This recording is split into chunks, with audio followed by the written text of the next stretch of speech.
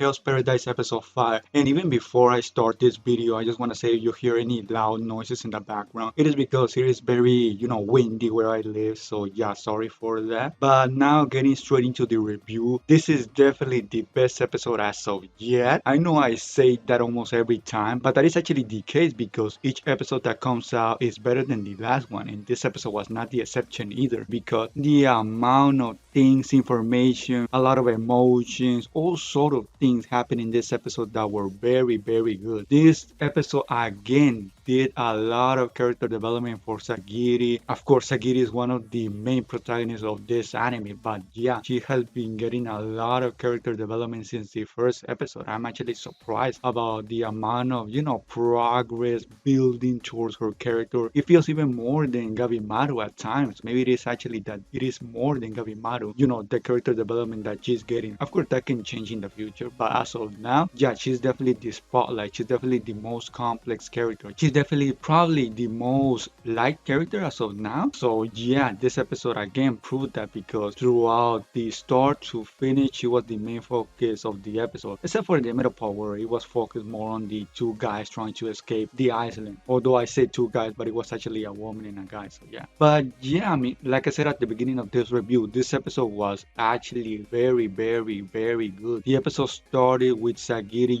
waking up, and we found out that, well, she fainted in the first place because one of the butterflies, I think it was, poisoned her or something like that. I think it was mentioned. That was actually the case why she fainted. And later on in the episode, we found out that actually Gabimaru wanted to rest, wanted to take a little rest because he thought it was his fault that Sagiri actually fainted. So yeah, another sign that Gabimaru is not this hollow character as everybody thinks he is. And he also wanted to thank Sagiri because he felt like thanks to her he calmed down and now he has his mentality straightforward in what he wants to do. So yeah, those words from Gabimaru were actually really, really powerful because at that moment Sagiri was feeling really down. She needed those words. She was not feeling well mentally, emotionally. So yeah, those words that Gabimaru told her actually made her resolve really solid. And because of that, at the end of the episode, we see how she even fought this master samurai. I mean, she didn't really fight him, but we can see that because of those words at the end of the episode, she's really there. She's actually there mentally and physically again. That was actually pretty interesting because in the last episode we saw how when Sagiri was fighting Gabimaru, she wasn't actually at her strongest because even Gabimaru himself says that Sagiri is actually a really, really strong character. When he first saw her in the first episode, he realized that she was actually really strong. And in the last episode, she hasn't been that strong because, well, she hasn't been there mentally. But now that she heard those words, now that she has her mentality more solid, we can see at the end of the episode that, yeah, maybe she's sort of again the way she was in the first episode. So that was actually really interesting. We also found out little things here and there about the, the whole world of Hell's Paradise. For example, that you cannot leave the island, or more specifically, that you cannot really leave the island if you're not prepared, because I think it was mentioned that the currents all lead back to the island again. So you really need to know what you're doing to get out of the island. We even saw a guy, a Yamada, trying to leave and got killed. And we saw the two other characters that were the other focus of the episode trying to leave also, but they couldn't leave and they had to return to the island again. So probably we're going to see them more in the future. And yeah, throughout the episode, Sagiri is mentally not well because she's been talked down throughout the whole episode. I mean, she's been accused of just being a woman that is afraid to do anything, that she's weak, that she's this, that she's that. And yeah, I mean, she was being constantly attacked by this guy. So I mean, it is pretty